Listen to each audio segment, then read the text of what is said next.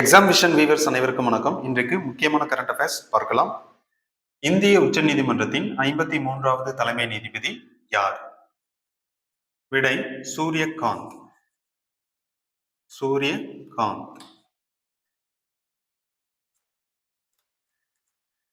ஓகேங்களா?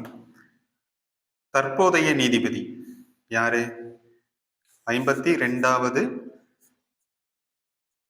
52வதாக நியமிக்கப்பட்ட தலைமை நீதிபதி, அதாவது தற்போதைய நீதிபதி யாரு? B.R. கவாய்.